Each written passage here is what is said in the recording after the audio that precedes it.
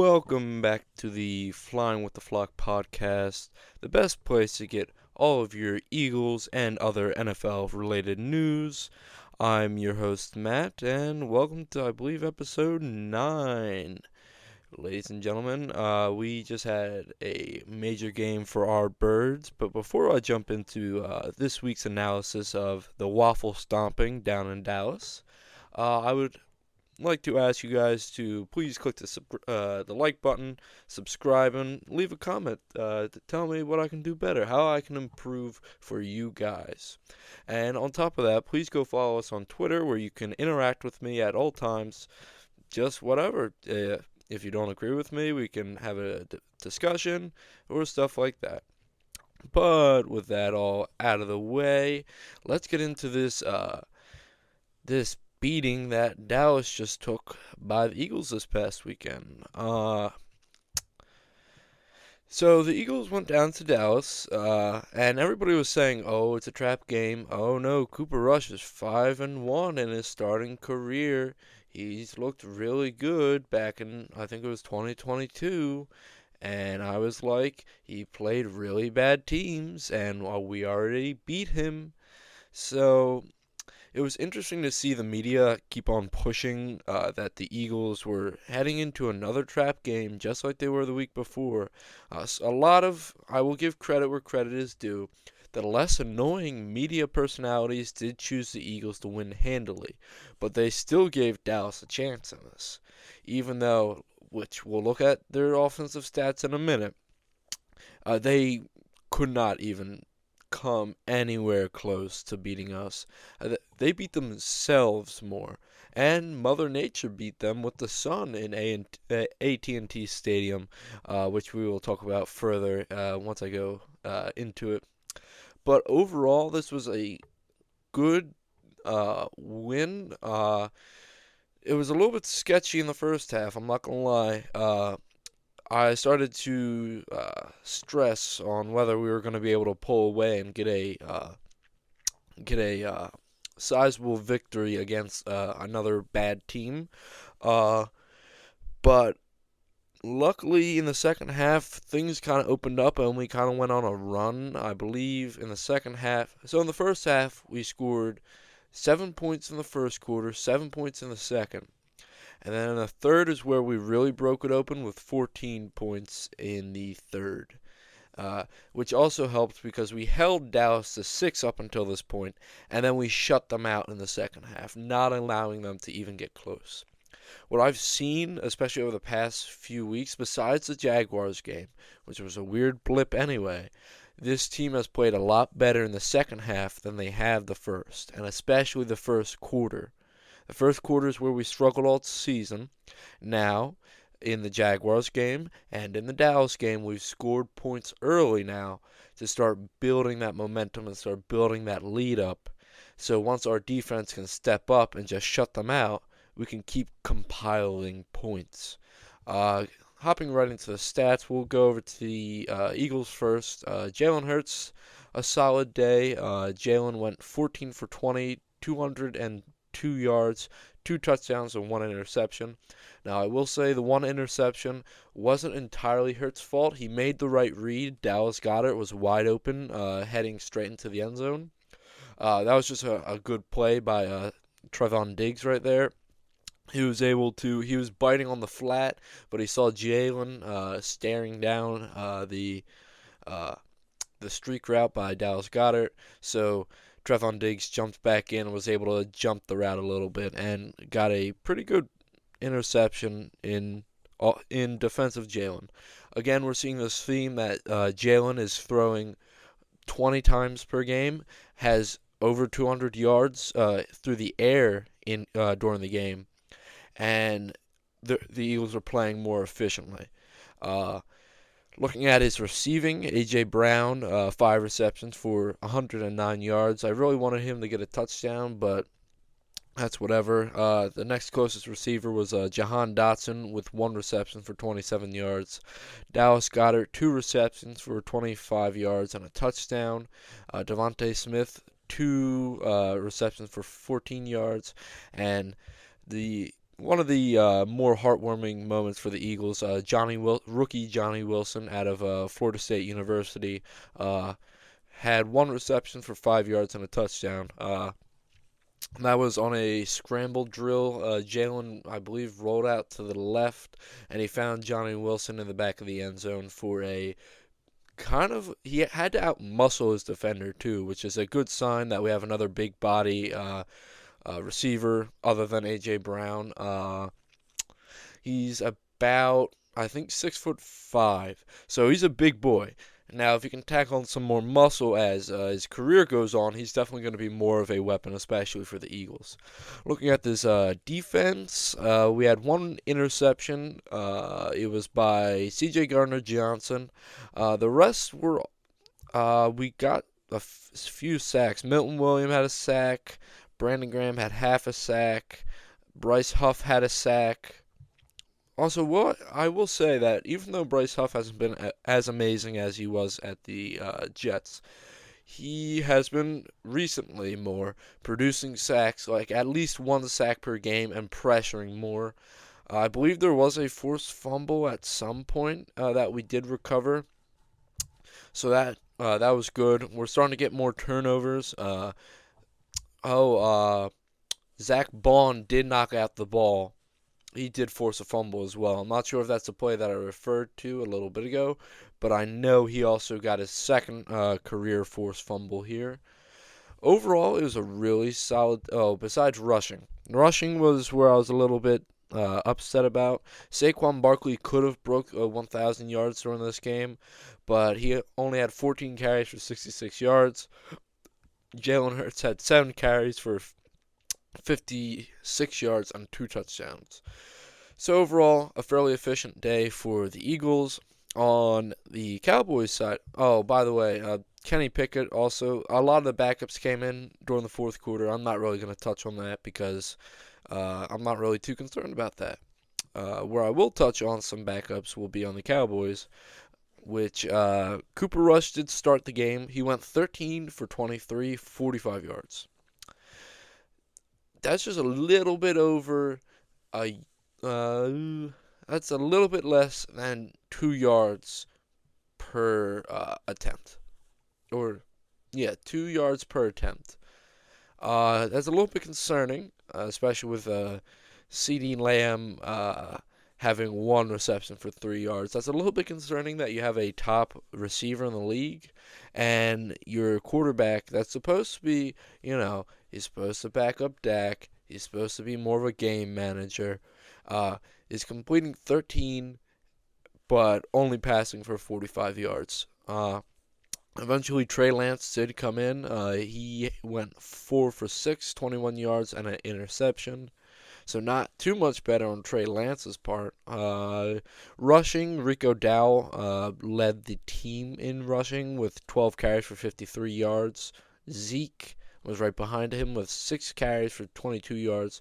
And Trey Lance right behind him for 3 carries for 17 yards. Oh, my apologies. I read CeeDee Lamb rushing yards. CeeDee Lamb receiving yards was different. He had 6 receptions for 21 yards, but he wasn't the top receiver. Jake Ferguson was top with 4 receptions for 24 yards. There was no passing touchdown on the day for there was no touchdown on the day for Dallas. On defense, Micah Parsons did play pretty well in his first game back. He was able to force a fumble from Hurts, and he got 2 sacks. Overall, it's going to be a little bit concerning in Dallas, especially for the next couple of weeks here. And I do know that there were some optimists believing that Dak would be able to find a surgeon that could repair his avulsion of his hamstring, which would allow him to get back quicker to hopefully salvage the Cowboys' years. But it was announced the other day, I'll get into this and the implications of it a little bit later, that he will have to receive season-ending surgery. So overall, it's not a great look for this Dallas team that falls to 3-6. An owner who's a stone-cold idiot, and overall, Cowboys, you got the media will continue to keep talking about you, even though you don't deserve it, because you're probably the NFL's biggest brand. Well, maybe behind the Chiefs now, but you guys are the NFL's biggest brand, and yet they're going to keep talking about you because you quote unquote deserve it. No, no, you do not. Yeah, the Cowboys are becoming less of a threat for the Eagles, who have a interesting stretch coming up of games here. Obviously, tomorrow we have Commanders Eagles. I'll get into that later. Uh, Eagles Rams will be on the 24th of November. Eagles Ravens, Panthers Eagles, Steelers Eagles, Eagles Commanders, Cowboys Eagles, Giants Eagles. So realistically, looking at the schedule we have left, sitting at 7-2 and atop the NFC East, I believe we'll win against the Commanders tomorrow. So that would be 8-2. We'll win against the Rams, who are starting to look a little bit more shaky. That'll be 9-2. We'll most likely lose against the Ravens, which then will force us to 9-3. Panthers, easy win. 10-3. Steelers, that's a toss-up in my mind. Their offense is starting to play a little bit better. So I'll give the Steelers the win there, though as we get closer to that game, I'll probably change that prediction. So say the Steelers beat us, we're at 10-4. Commanders beat us, we're at the Commanders beat us at home, we're at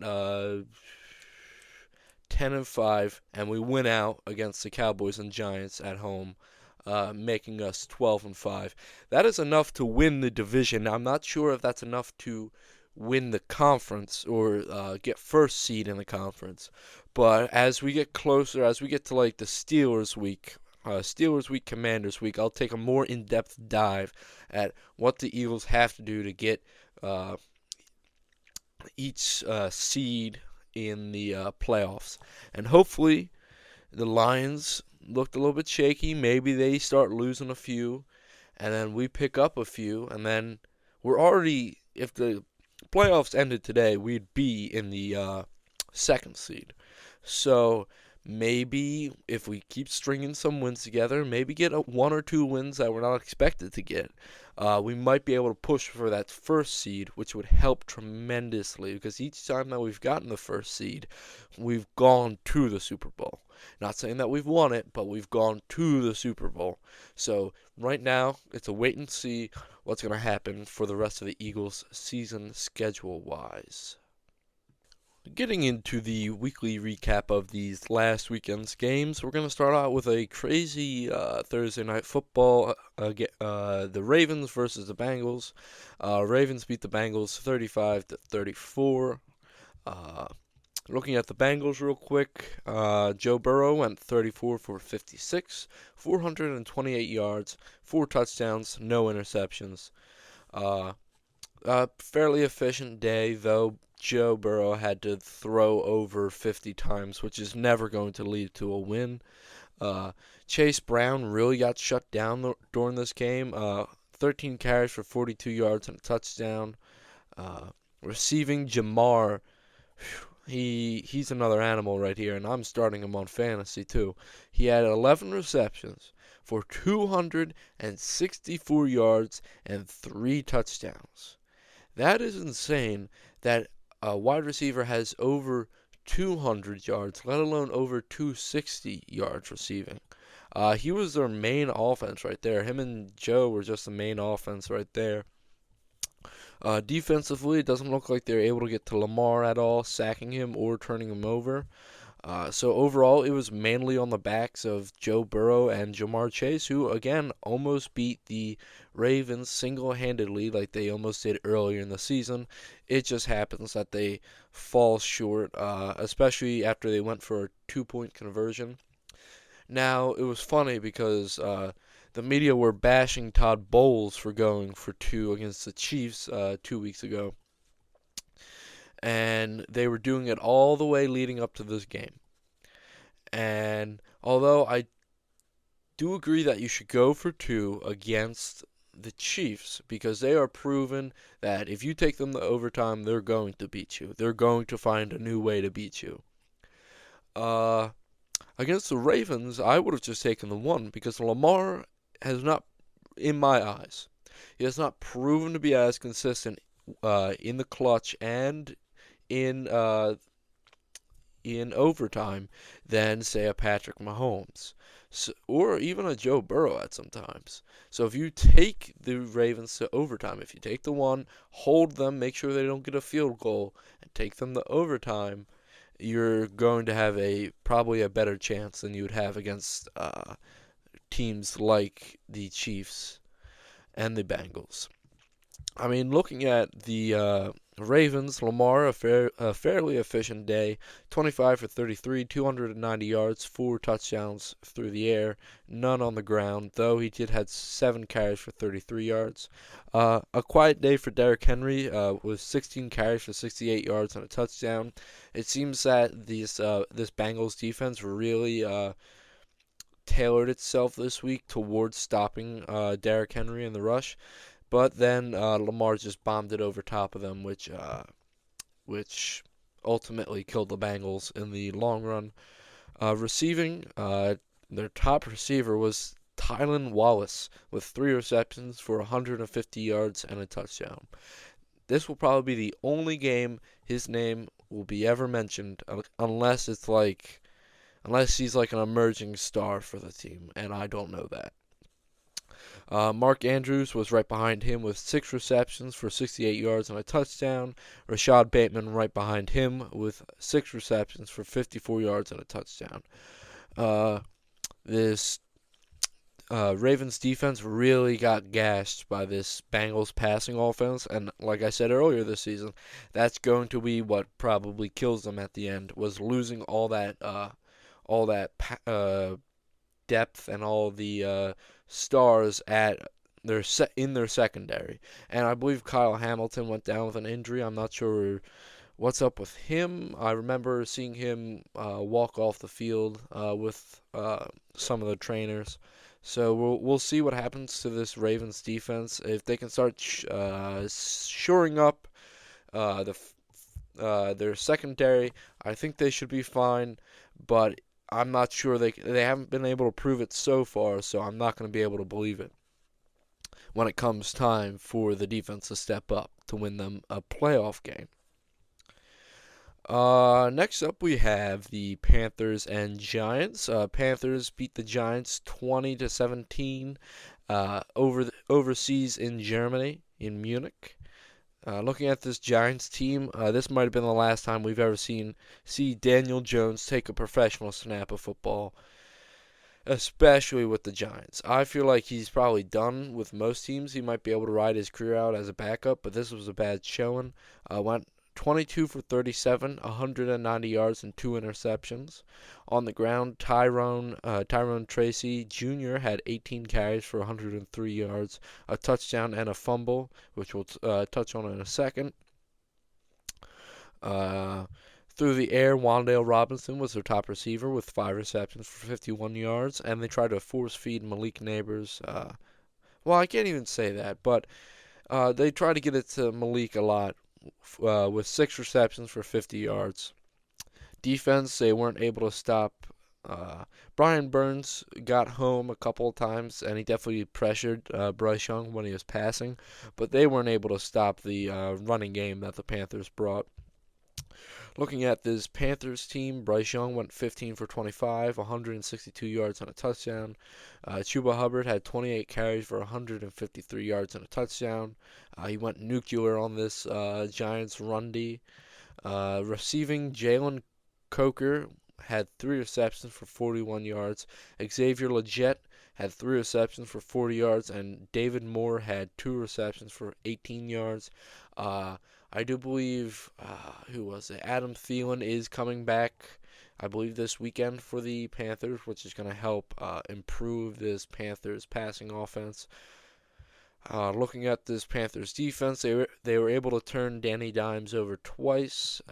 Xavier Woods and Josie Jewell both had an interception apiece.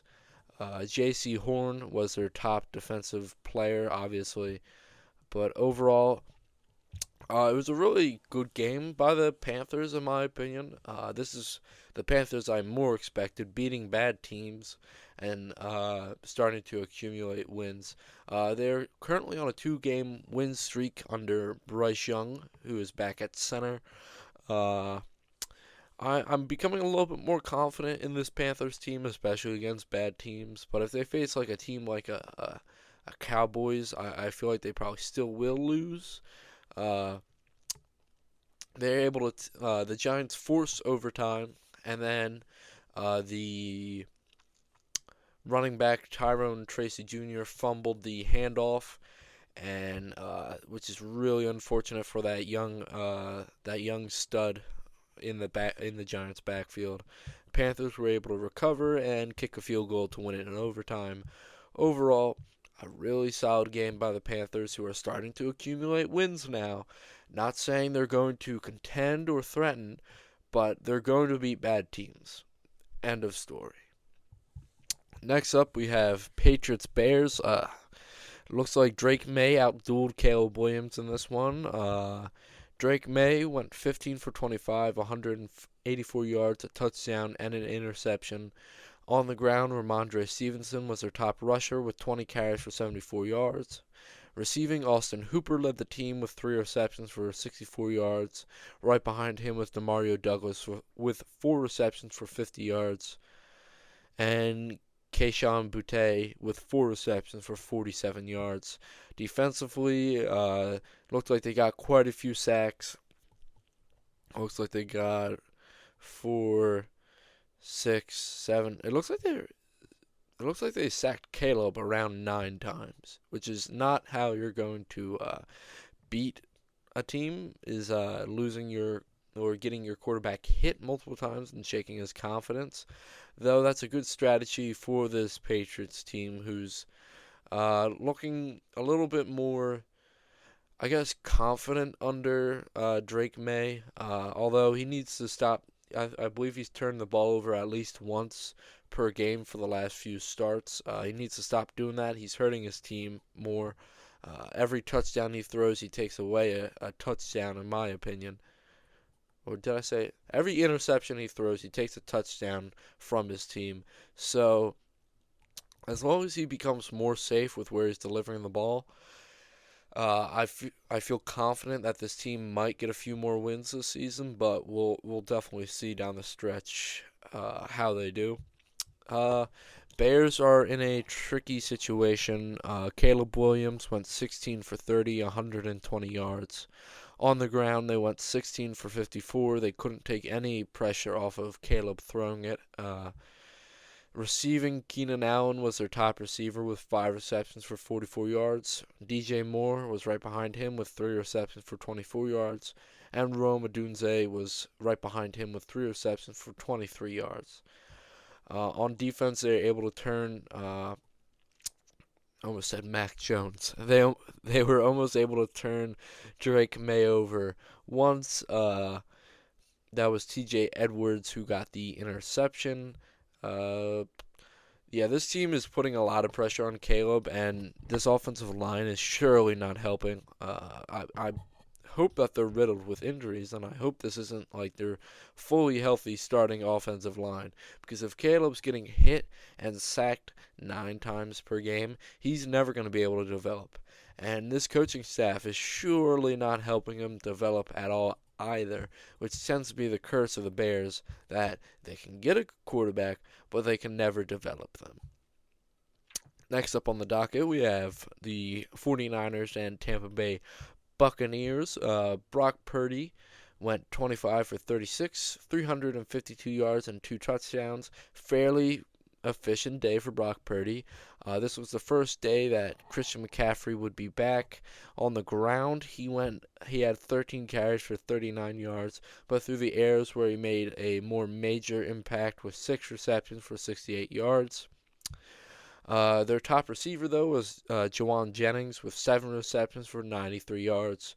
Right behind him was Ricky Pearsall with 4 receptions for 73 yards and a touchdown. And George Kittle was next with 3 receptions for 57 yards and a touchdown. Their defense wasn't able to turn Baker over, and they really didn't get. They had 2 sacks, so they didn't really get to him as much as they probably wanted to. But they still came out with a win here, and a win is a win for any team, especially if they're sitting around the around 500. Looking at the Bucks as they slowly slide further and further away from a winning season. Baker Mayfield, 18 for 29, 160 yards and a touchdown. Obviously, with his top receivers out, with Mike Evans possibly coming back after their bye week this week, and Chris Godwin being out for the rest of the season, his passing numbers aren't going to be as impressive. On the ground, Bucky Irving went 13 for 73 and a touchdown. Rachaad White went 10 for 31. Receiving, Rachaad White had 6 receptions for 39 yards and a touchdown. K. Dotton was right behind him with 5 receptions for 35 yards. And the next closest would be Bucky Irving with 3 receptions for 14 yards. Defensively, they sacked Purdy 3 times, but they weren't able to turn him over, which is really how you have to beat this 49ers team, is you have to force them to turn over the ball so you can run up the score, because Shanahan does not work well when he's behind in a game, especially in fourth quarter. Overall, it looks like a fairly good game. I know Baker had that one stiff arm pass on Joey Bosa, which was kind of cool, but besides that, there really wasn't anything that impressive of this game. 49ers are blessed to have CMC back, but we'll see how we'll use him. Also, some weird stuff I feel like is happening in the 49ers locker room. We've seen Debo have a few outbursts, especially on the field, so we'll see how they handle that. That kind of harkens back to what I saw in the Eagles last year. So I'm not saying that the 49ers are going to go on a 5-game skid, but it's definitely something that I'm going to keep my eye on. But we'll see. We'll see whether the 49ers can continue to keep building wins and settle and become another great team in the NFC, or are they just going to bottom out near the end of the season and try to recoup next season? The Buccaneers also are slowly sliding away from any chance at winning their division.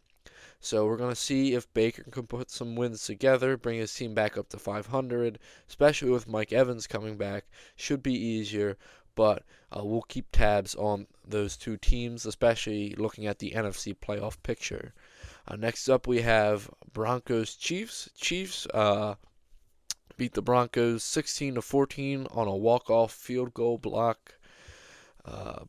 Looking at the Broncos themselves, Bo Nix went 22 for 30, 250 yards and 2 touchdowns. Rushing, their top rusher was Audric Estime with 14 carries for 53 yards. Their top receiver was Courtland Sutton with 6 receptions for 70 yards and a touchdown. And the next closest receiver was Devon Veal with 4 receptions for 39 yards and a touchdown. This Broncos defense was able to get to Patrick Mahomes a couple of times, but weren't able to turn him over. Looking at the Chiefs, Patrick Mahomes went 28 for 42, 266 yards and a touchdown. On the ground, he had 3 carries for 19 yards. Kareem Hunt really got shut down during this game. He had 14 carries for 35 yards. Through the air, he did a little bit more damage with 7 receptions for 65 yards.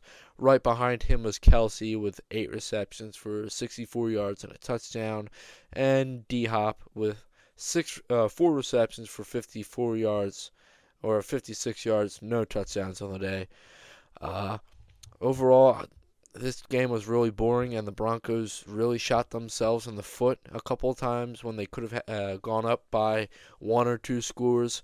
I wouldn't say turn the ball over, but they stall out. And against this Chiefs team, you cannot stall out. You must put points on the board. Overall, Chiefs stay 9-0, they stay perfect. I feel like that might come to an end here soon because that's really hard to keep up. Overall, Patrick Mahomes and Andy Reid just did enough beat this uh, beat this emerging Broncos team, in my opinion. Like, this Broncos team is starting to find its way a little bit more, especially under Bo Nix and Sean Payton. Next up, we have a kind of weird game. Bills beat the Colts 30-20. Uh, Looking at the Colts, Joe Flacco went 26 for 35, 272 yards, 2 touchdowns, 3 interceptions. Jonathan Taylor had 21 carries for 114 yards. Uh, Alec Pierce was their leading receiver with 4 receptions for 81 yards and a touchdown. Downs right behind him with 7 receptions for 72 yards, and Adonai Mitchell with 6 receptions for 71 yards.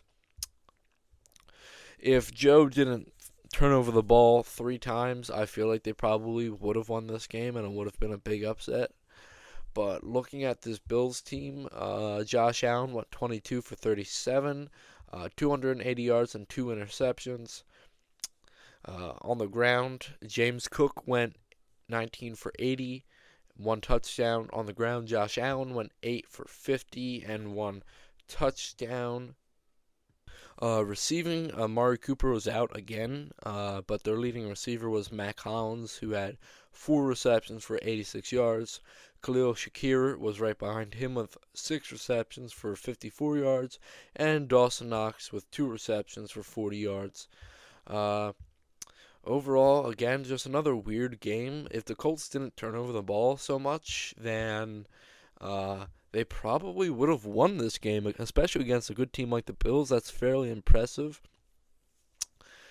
I know there's a lot of questions going on, especially with within the organization of the Colts, so whether people are committing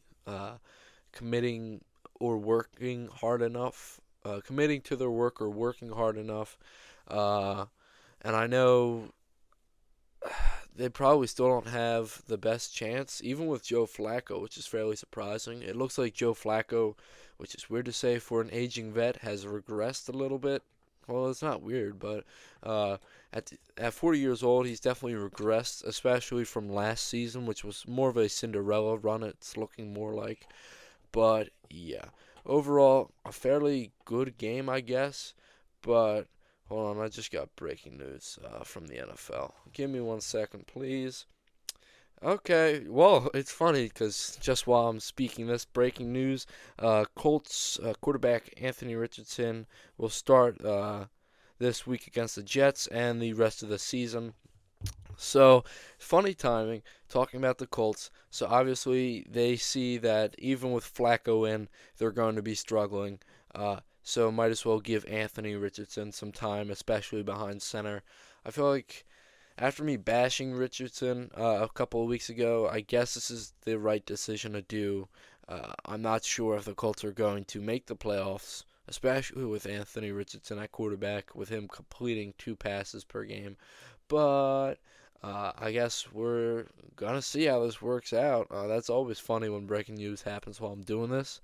There's been a couple times breaking news has broken while I've recorded before, but it's nice that it stayed on topic for me. Uh, Next up, we have a fairly nail biter of a game. It came down to the wire. Steelers beat the Commanders 28-27. Looking at the Steelers' offense, Russ went 14 for 28, 195 yards, 3 touchdowns, and an interception. On the ground, Jaylen Warren was their top rusher with 14 carries for 66 yards, and right behind him was Najee Harris with 21 carries for 53 yards and a touchdown. Receiving, George Pickens led the team with 5 receptions for 91 yards and a touchdown. Right behind him was Mike Williams with 1 reception for 32 yards and a touchdown. Defensively, they were able to sack Jaden Daniels a couple of times, but they weren't able to force him to turn the ball over. And when you look at this Commanders team, Jaden Daniels went 17 for 34, so not his best completion rating of the season so far. 202 yards, no touchdowns, no interceptions. Austin Eckler really got shut down on the ground. I thought he was going to rip one down the sideline a couple of times, but the Steelers were able to get on him. He had 13 carries for 44 yards and a touchdown, or 2 touchdowns, my bad. Through the air, Terry McLaurin was their top receiver with 5 receptions for 113 yards, and right behind him, the next closest was Noah Brown with three receptions for 33 yards. On defense, Jeremy Chin was able to turn Russ over once, and they were able to sack Russ, it looks like 4 times. So a fairly efficient day, and this was a nail biter for both teams involved. It came down to a jump off sides by the Commanders, which sealed the deal. Overall, the Steelers continue to prove that they're contenders, and the Commanders continue to struggle to beat good teams. Jaden Daniels didn't look the best during this game. I mean, he looked good. I'm not saying he looked bad. I'm not saying he is bad, but he didn't look the best that he has this season, which harkens back to their loss against Baltimore. Both teams are winning teams, and both teams are most likely going to the playoffs. It's just going to be interesting to see, especially tomorrow against the Eagles, how they're able to beat a team that actually has wins, a team that isn't below 500. So let's wait and see. Obviously, I still give Jaden Daniels and the Commanders full props for standing in there with the Steelers, and they only lost by 1 point. So I guess, what does that tell you? Because I don't know. Next up we have a really boring one. We had Vikings Jaguars. Vikings might be frauds after this one. Sam Darnold is seeing ghosts again. Finally, I thought it was about time. We're right on schedule for Sam Darnold imploding when it matters most, because they definitely would have started or they definitely would have benched Sam Darnold at some point and started J.J. McCarthy if he was healthy, but he's not. So Sam Darnold went 24 for 38, 241 yards and 3 interceptions. On the ground, they kind of spread the ball out a little bit. Aaron Jones had 17 carries for 88 yards, and Cam Akers had 13 carries for 38 yards. Their leading receiver was T.J. Hockenson, who had 8 receptions for 72 yards, and right behind him was Josh Oliver with 4 receptions for 52 yards, and Justin Jefferson with 5 receptions for 48 yards. Defensively, they were able to get to Mac Jones a couple of times, and were able to force him to turn the ball over twice, which we'll touch on in a second.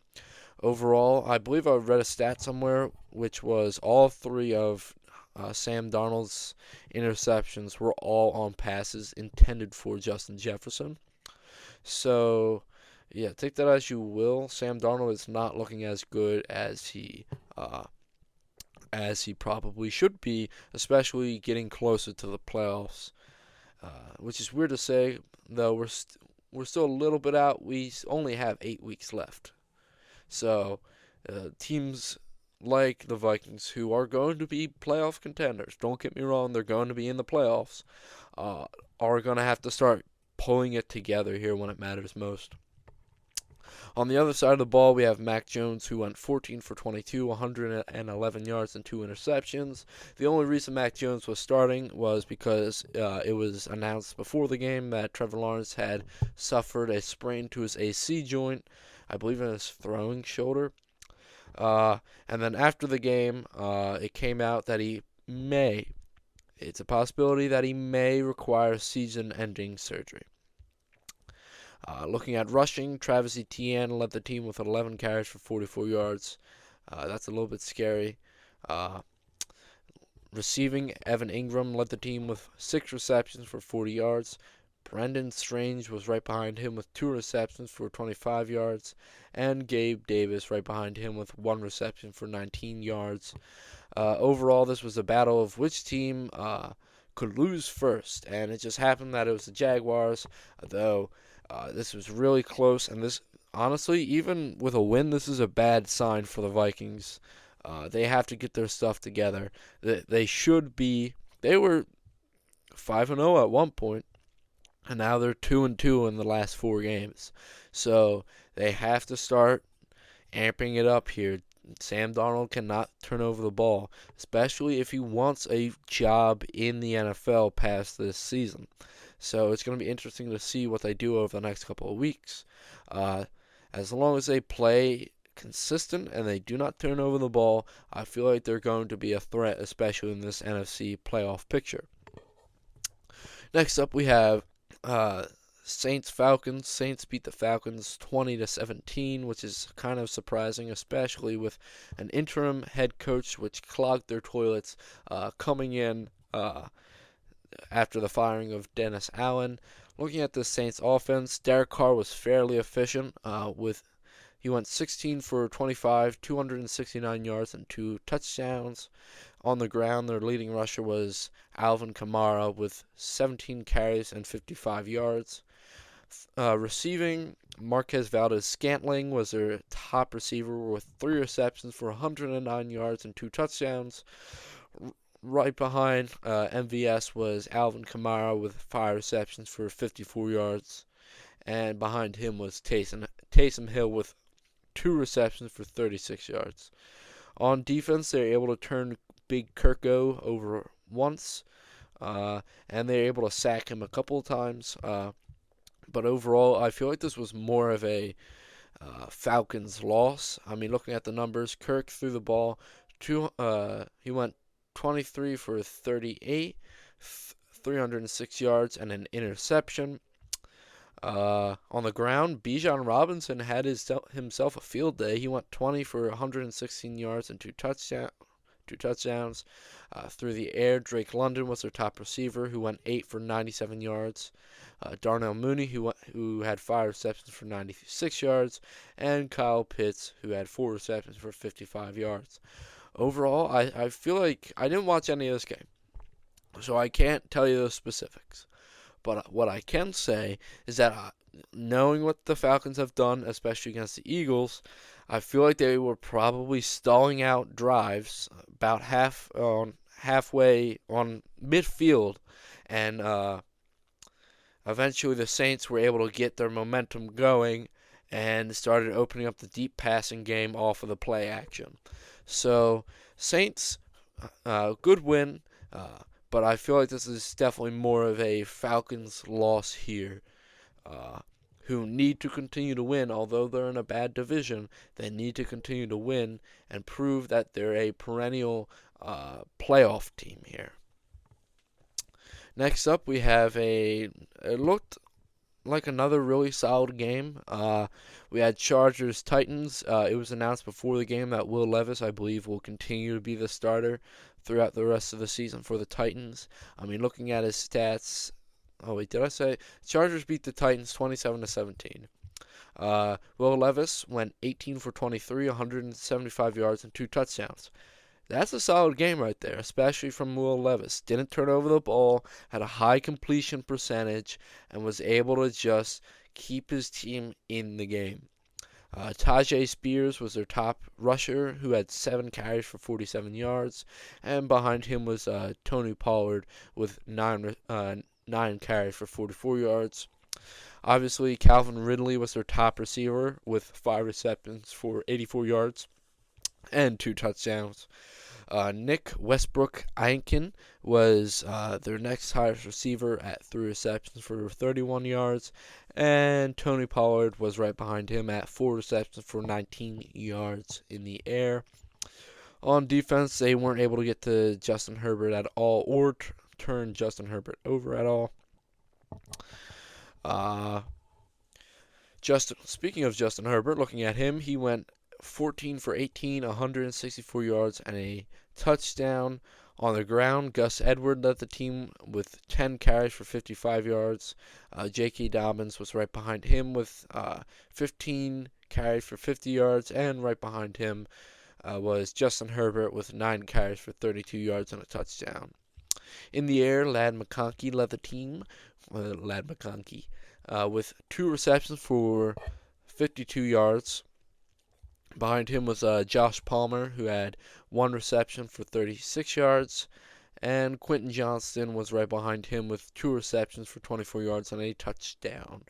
Overall, this looked like a solid Chargers win. And even though the Titans, y'all lost, y'all fought at 2-7, I would still have optimism, especially after this outing. I mean, the Chargers are a good team. The Chargers are a playoff contending team. They're a wild card, but they're still a good team.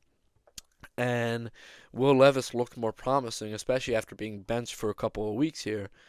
So, honestly, if I was a Titans fan, I would have hope about this. I would have hope that going forward, Will Levis might not turn over the ball as much. He'll still turn over the ball. That's how he plays. He's a gunslinger. He's like a Brett Favre almost. But overall, I believe this is good signs for both teams involved, even though the Titans lost. Next up, we have a blowout at Arizona. We have the Cardinals beating the Jets 31-6. I mean, Aaron Rodgers went 22 for 35, 151 yards. Breece Hall had 10 carries for 52 yards. Right behind him, Braylon Allen had 7 carries for 27 yards. Garrett Wilson was their top receiver with 5 receptions for 41 yards. Davante Adams was right behind him with 6 receptions for 31 yards. And Breece Hall was their third highest receiver with 4 receptions for 31 yards. Kyler Murray had a fairly efficient day. He went 22 for 24, 266 yards, and a touchdown. Trey Benson was their top rusher with 10 carries for 62 yards. And right behind him was James Conner, of course, with 12 carries for 33 yards and a touchdown. Through the air is where James Conner did most of his damage. He had 5 receptions for 80 yards. Right behind him was Trey McBride with 4 receptions for 71 yards. And of course, right behind him, you cannot not mention his name when talking about the Cardinals passing offense. You have Marvin Harrison Jr., who had 5 receptions for 54 yards and a touchdown. I mean, overall, this was a good Cardinals win and a bad Jets loss. The Jets needed to win this to stay within the playoff race of the AFC, which is really tight. But unfortunately, the Jets fall to 3-7. I believe this is probably the end of their season right here, and it might be the end of Aaron Rodgers' career for all we know right now. Arizona continues the stockpile wins. They're on a quiet 4-game win streak. After starting at 2-4, they've been able to put some wins together, and they're the head of their division. So it's a fairly impressive outing for the Cardinals, especially against a team that has their backs up against the wall, like the Jets. It's just going to be interesting to see how both teams pan out, especially over the next couple of weeks. Next up, we have another really weird game. It was Sunday Night Football. Lions versus Texans. Lions beat the Texans 26-23. Jared Goff went 15 for 30, 224 yards, 2 touchdowns, and 5 interceptions. Now, I want to say about 3 really weren't his fault, so I can't really blame him. Jahmyr Gibbs had 19 carries for 71 yards. David Montgomery had 12 carries for 32 yards and a touchdown. Sam Laporta was their top receiver with 3 receptions for 66 yards and a touchdown. And Amon-Ra St. Brown with 6 receptions for 60 yards and a touchdown. Oh, this was Jameis Williams' first game back. He was the next closest receiver with 3 receptions for 53 yards, no touchdowns. This defense was able to force. We're able to get to C.J. Stroud a couple of times, and we're able to force him to turn over the ball twice. Yeah, it was just really weird because the last quarterback to ever win a game after throwing 5 interceptions was Matt Ryan back in like 2012.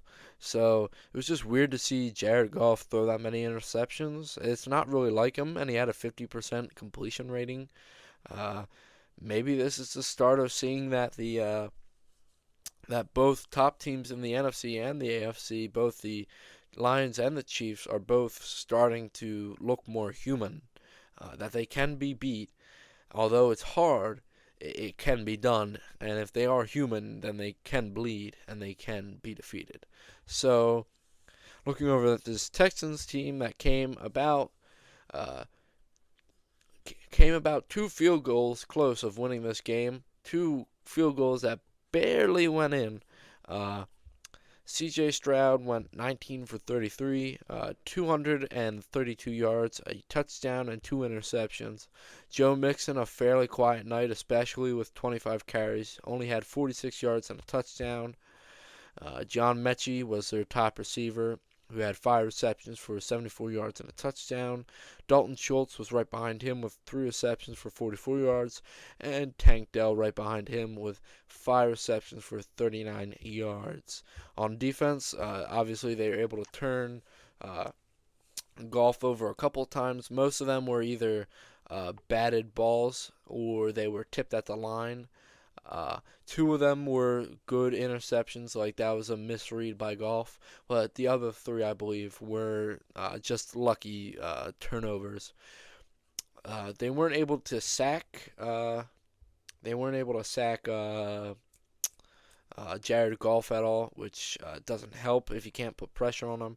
Uh, Although with 5 interceptions or 5+ turnovers in general, any team should come out of the game with a win, especially if you're putting points. You don't even have to get a touchdown every single one. It's preferred if you get a touchdown on every single turnover. But even if you kick a field goal and just get some points on the board, that's going to be a solid drive and a solid turnover for the defense. Overall, it's just a really weird game, and I don't really have any notes for it because I believe I was out at the time. So, yeah, weird game. Jared Goff and the Lions overcome their faults of 5 turnovers, and we're gonna see how this team fares, especially against. Because to me, the Texans aren't like that good of a team. Obviously, they have their playoff ticket punched only because they're in the division that they are. But it's going to be interesting to see how uh, Detroit fares against like a Baltimore or a Philadelphia or a Pittsburgh. But until we actually see that, I don't know, man. I don't know what to entirely believe. I know they're a well-coached team and they're an efficient team, but yeah, they almost shot themselves in the foot multiple times. Next up, we have the Dolphins-Rams. Dolphins beat the Rams 23-15.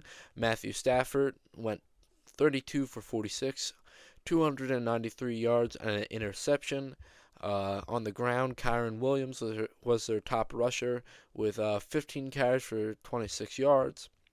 Their top receiver was Puka Nacua with 9 receptions for 98 yards. Cooper Kupp was right behind him with 7 receptions for 80 yards. And Davis Allen was right behind him with 5 receptions for 34 yards. On this defense, they were able to sack Tua a couple times and were able to turn him over once. But yeah, this was more of a Rams loss, and I'll get into that in a minute. Tua, fairly efficient day, went 20 for 28, 207 yards, a touchdown, and an interception. On the ground, it was fairly quiet for this team. Devon Achane had 12 carries for 37 yards, and their next closest rusher was Malik Washington with 1 carry for 18 yards and a touchdown. I believe that was his first career touchdown in the NFL. Their receiving was Tua spread the ball out a bit. Jalen Waddle was their top receiver with 3 receptions for 57 yards. Jonnu Smith with 3 receptions for 45 yards. Odell with 2 receptions for 17 yards. Tyreek, it was kind of a quiet day besides the 1 touchdown. He had 3 receptions for 16 yards and a touchdown. This defense was able to turn Stafford over once and were able to sack him around 4 to 5 times. So they're able to put pressure on Stafford to try to deliver the ball quickly. Uh, Overall, to me, this was more of a Rams loss than a Dolphins win. Although the Dolphins did play well, and I do believe that, contradictory to my statements last week, they're going to continue to be a threat in the AFC. This was more of a Rams loss. I believe they had the ball last, and they could have drove down, score a touchdown, and then go for the 2-point to force overtime. But they just weren't capable, and they had to rely too much on Matthew Stafford and his aging arm. Way too much. Alright, so with this weekend's games out of the way, let's look at some quick notes from around the league. It was announced yesterday that Dak Prescott will have to receive season-ending surgery to repair his hamstring, even after going to a specialist to try to get a second opinion. Prayers up for Dak. Even though he's a Cowboy, my prayers will still be with him. And especially with all the fantasy managers that had him starting, yeah, you guys are screwed. Have fun figuring out who you're going to start at quarterback now. Jerry Jones continues to be in denial, especially that his team is bad. He blames everybody from McCarthy to the fans to the Sun. So, yeah. Overall, this Cowboys team continues to be the circus that it's always been. It's just more revealed now because they lack the star power and depth that that they normally have. The 49ers, it was announced last night that the 49ers and Lenore reach a 5-year, $92 million extension. Congrats to Lenore. I've seen him play, and he definitely deserves it. So go get your bag, man. You deserve it. The Bears fired their offensive coordinator, whose name I don't know, because mainly I don't care. Matt Eberflus is reportedly losing the locker room if he hasn't already. So firing an offensive coordinator was probably a good step, but I feel like Eberflus or Doug Peterson are one of the next two coaches to get the axe in the NFL. Which also brings up the debate, should the Bears just tank the rest of the season for a higher pick? Get Caleb more support, especially on the offensive line. You have a couple good offensive tackles, like Will Campbell out of LSU. There's another one that I believe is out of Ole Miss. There's a couple of good tackles coming up, especially in this year's draft, that are young. Maybe you can reset this offensive line and be able to protect Caleb more, which seems to be the issue, especially over the past couple of weeks with them losing. All right. So we're going to go to this weekend's picks for winners and losers around the NFL. If you give me 1 second. Last weekend I went 10-4 on my picks, which for the overall season it puts me at exactly 100 wins or 100 correct guesses and 52 incorrect guesses. So, getting into this weekend's games, we have Thursday Night Football, one that I'm going to be I'm going to be watching on the edge of my seat. We have Eagles, Commanders. I do believe, especially with the if the Commanders lose this one, there will definitely start to be questions on whether the Commanders are a legit playoff contender. Whereas if the Eagles lose this, it will be the same for them. So there's a lot riding for both teams on this win. It's at Philly, so I'm trying not to be as biased as I am. I'm giving the Eagles the win here. I believe they have the more experience, and they have the better defense right now. As long as we get to Jayden Daniels, make him feel uncomfortable, Maybe, I'm not suggesting hit him in the ribs, but maybe if you hit him close to the ribs a couple of times, he's going to feel it and start to not want to drop back as much. And maybe they'll start handing off the ball, and then we'll shut down the run and shut down their offense. Offensively, for the Eagles, that's where my big question is how they're going to be able to hold up. I do believe it's going to be a big game for Saquon, especially passing over 1,000 yards rushing on the season. Uh, as long as he gets I think less than 20 yards. Um, and AJ Brown and Devontae Smith, I definitely feel like are going to have a big game. Let's just hope that the Eagles are able to pull out this win and continue this momentum moving forward.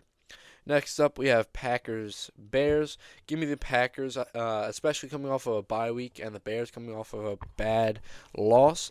I definitely have more confidence in Matt LaFleur and this Packers team than I do Matt Eberflus and this Bears team. As long as the Packers can get to Caleb Williams, it's almost a sure win at this point in time. Next up, we have Lions-Jaguars. Give me the Lions. I feel like this might be a blowout. The Jaguars are playing good against mediocre teams, in my opinion, but the Lions, for as iffy as they looked last week, I still have a lot of faith in them. So give me the Lions winning. Also, I'll give my prediction for the last two. Eagles win 38-28. Packers beat the Bears probably 31-13. Lions beat the Jaguars 45-10. Next up, we have Titans-Vikings. Honestly, I'm going to go a little bit weird here. I'm giving as long as Will Levis does not turn over the ball multiple times, and he's able to have a high completion percentage and just keep his team in the game, I do feel like the Titans will pull an upset win out of their hat this week against the Minnesota Vikings. It just feels like everything's trending this way, with the Titans playing as well as they did last week and with the Vikings playing as bad as they did last week. So give me the Titans winning in a really close battle, probably 20-17. Next up, we have the Dolphins-Raiders. Give me the Dolphins, especially coming off of a big win like that, and the Raiders. I don't know what's going on there. I guess I'll dive more into that, especially once the offseason comes. But yeah, give me the Dolphins. I believe they have way too much firepower for this for this Raiders defense to hold. So give me the Dolphins winning 27-16.